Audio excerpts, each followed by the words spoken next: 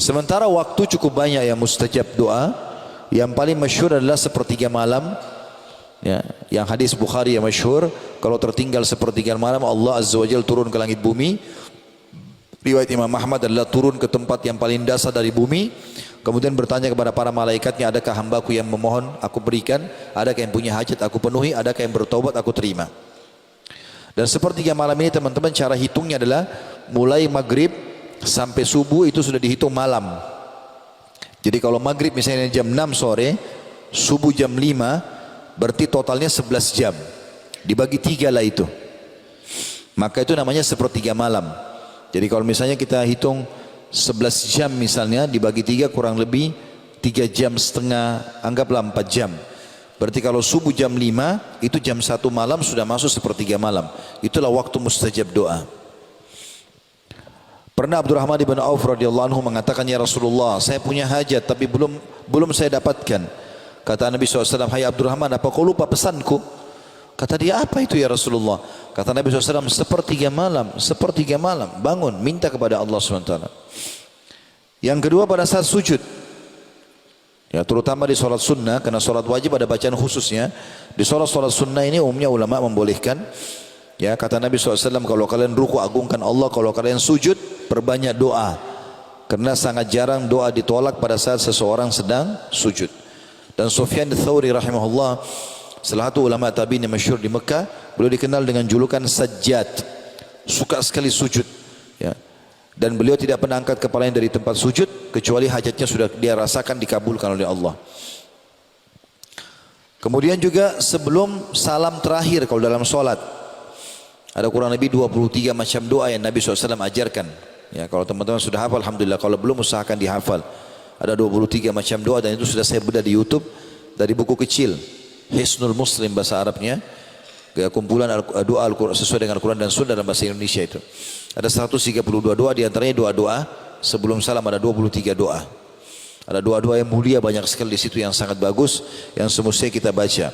Kalau sholat sunnah boleh kita sampaikan hajat kita karena Nabi SAW setelah mengajarkan 23 doa. Setelah mengajarkan 23 doa ini kepada para sahabat, beliau mengatakan falyad'u ma yasha. Setelah itu boleh berdoa apa saja. Jadi termasuk tempat mustajab adalah sebelum salam. Kemudian yang keempat, berpuasa. Ya, kita punya waktu berpuasa Senin dan Kamis, ini mulia sekali, maka usahakan puasa. Ya, tidak ada alasan untuk tidak puasa ini. Usahakan puasa teman-teman, karena kalau bukan sekarang kapan lagi? Jangan cuma bilang itu puasa sunnah. Sunnah pun dianjurkan untuk dikerjakan. Dan sunnah fungsinya itu untuk menambal kekurangan amal wajib. Karena kata Nabi SAW, awal amal dihisab hari kiamat adalah solat. Kalau solatnya baik, maka beruntunglah dia. Kalau rusak, maka rugilah dia. Dan kalau seandainya ada solat wajibnya yang kurang, maka Allah berfirman kepada para malaikatnya, dan dia lebih tahu tentang keadaan hambanya. Dia mengatakan, coba lihat solat-solat sunnah hambaku ini. Kalau ada, dilengkapkanlah solat wajibnya. Dan itu berlaku pada semua ibadah yang lain. Seperti puasa Ramadan dibantu dengan puasa sunnah, zakat dibantu dengan sedekah, haji dibantu dengan umroh. Maka manfaatnya besar ibadah sunnah itu. Nah, pada saat puasa doa mustajab dari mulai sahur sampai menjelang buka puasa. Ada juga hadis yang menyebutkan pada saat menjelang berbuka puasa. Begitu juga dengan puasa yang lebih 3 hari setiap bulan. Hari-hari puasa banyak ya. Selain Ramadan, karena Ramadan sudah pasti kewajiban, tapi kita bicara sunnahnya. Yang kelima adalah musafir. Semua musafir diijabah doanya. Ya, selama safarnya bukan pada kemaksiatan, bukan karena mau menipu orang, bukan karena mau berzina, maka biidznillah akan diijabah doanya. Berdoa ikhwas sekalian, lagi di kereta api, lagi di bus, lagi di pesawat, lagi di kapal, safar, berdoa, angkat tangan sebentar, 5 menit, 10 menit berdoa, mustajab doa. Kata Nabi SAW, orang yang puasa dan musafir tidak akan ditolak doanya.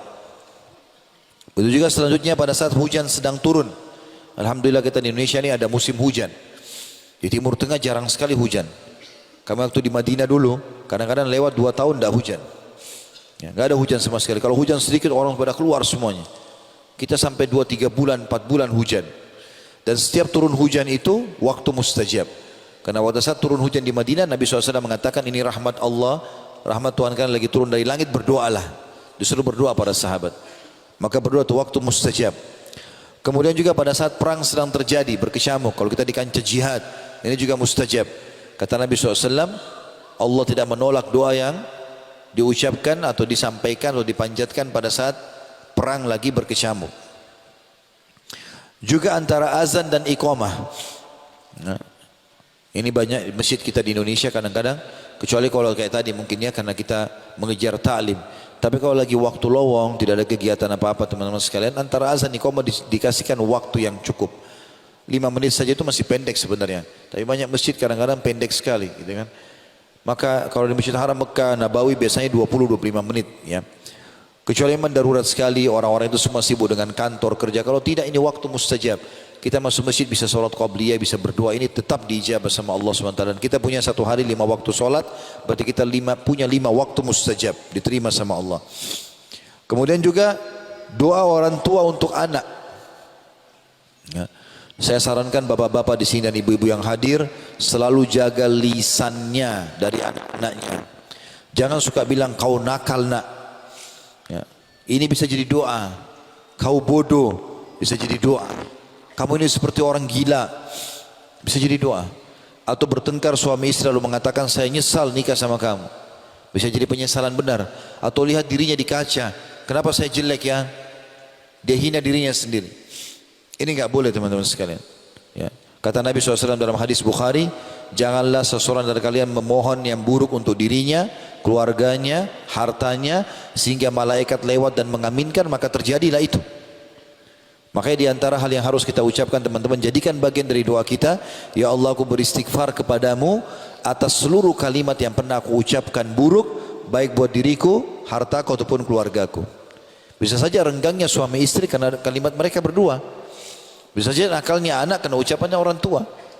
Kata Nabi SAW, termasuk doa tidak ditolak adalah doa orang tua buat anak.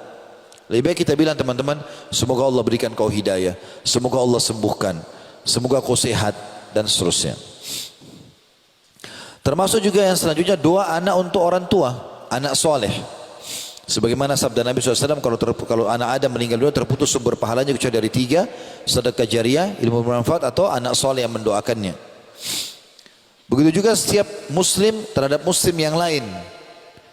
Tapi dalam hadis dikatakan ala zahril ghaib, enggak ketemu. Lagi enggak ketemu, misalnya kita doakan teman kita diam-diam antara azan iqamah, kita mengatakan ya Allah sembuhkan dia, mudahkan jodohnya, ya Allah begitu dan begitu. Dia enggak tahu kita doakan. Kata Nabi SAW, doa muslim untuk muslim yang lain ala zahril ghaib, tidak dilihat ya, oleh temannya, itu diterima oleh Allah. Dan ingat teman-teman, setiap kali kita doakan seseorang, kecuali orang itu berbuat zalim. Tapi kalau tidak, apalagi kita cuma hasud saja, iri, maka jangan doakan keburukan. Karena kata Nabi SAW, siapapun yang mengucapkan kalimat doa, maka di atas kepalanya malaikat Allah kirim dan mengatakan walaka mithluhu walaka mithluh. Kau akan dapat yang sama, kau akan dapat yang sama. Jadi kalau kita bilang, kalau saya bilang teman-teman, kalau ada orang kaya, apa yang harus lakukan Ustaz? Doakan, bilang ya Allah tambahkan kekayaan buat dia. Sebenarnya kita sedang doakan diri kita itu. Karena malaikat atas kepala kita mengatakan kau akan dapat yang sama. Orang sehat, ya Allah tambah kesehatannya, ya Allah berkahi. Kami sudah biasa dengar dari teman-teman di Saudi selama kami tinggal di Madinah. Subhanallah, kalau kita ketemu misalnya masuk ke dalam satu rumah, rumahnya besar misalnya. Maka kalau ketemu, Masya Allah, rumahmu bagus. Kalimat Masya Allah selalu ada. Semoga Allah berkahi buat kamu, semoga Allah tambahkan rezekimu. Padahal orang itu sudah kaya. Karena dia tahu dia sedang doakan diri dia. Ada orang pintar, ya Allah tambah kepintarannya. Kita doakan diri kita dan doa malaikat kita pasti dijabah sama Allah. Maka hindari semua kalimat buruk. Kita bilang ya Allah matikan dia. Seperti kita doakan diri kita supaya dimatikan juga, gitu kan? Enggak boleh. Kecuali dalam keadaan kita terzalimi, itu baru iya. Kita punya hak untuk mendoakan dia kan? Tetapi ini pun ada solusi. Kalau ada orang berbuat zalim kepada kita, kita punya dua opsi untuk berdoa. Opsi pertama kita bilang ya Allah puntungkan kakinya, butakan matanya, apalah orang biasa jengkel, doain macam-macam. Boleh, boleh. Tetapi ini hanya sekedar doa dendam saja. Allah ijabah, orang itu tabrakan kakinya patah, selesai. Dia nggak dapat apa-apa. Opsi yang kedua ini lebih baik. Kita bilang ya Allah berikan dia hidayah, tegakkan argumentasi padanya supaya dia sadar tentang kesalahannya. Maka kalau dia dapat hidayah dari doa kita, selama dia baik kita panen pahala. Juga kalau kita punya hak dengan dia, dia pasti akan kembalikan. Maka itu lebih baik. Begitu juga teman-teman, akhir waktu di hari Jumat. Ini juga waktu mustajab doa. Ya. Akhir waktu di hari Jumat maksudnya akhir waktu asar. Tapi yang jelas ada dua riwayat yang masyhur. Yang pertama riwayat Imam Muslim, kata Nabi SAW, di hari Jumat ada waktu mustajab. Enggak ada seorang muslim berdoa kecuali diijabah. Dan itu terjadi pada saat khatib duduk di khutbah kedua sampai diiqamahkan sholat. Makanya semua khatib di khutbah kedua pasti berdoa, karena itu waktu mustajab. Yang kedua riwayat An-Nasai, kata Nabi SAW, tidak ada seorang muslim berdoa di hari Jumat kecuali diijabah, dan itu berlaku di 12 waktu, maksudnya 12 jam kalau kita sekarang, dari subuh sampai terbenam matahari. Kata Nabi SAW, dan kejar, perbanyak doa, ya, habis asar sampai terbenam matahari. Ya, artinya dua ini dianjurkan sekali untuk seseorang itu berdoa pada saat itu.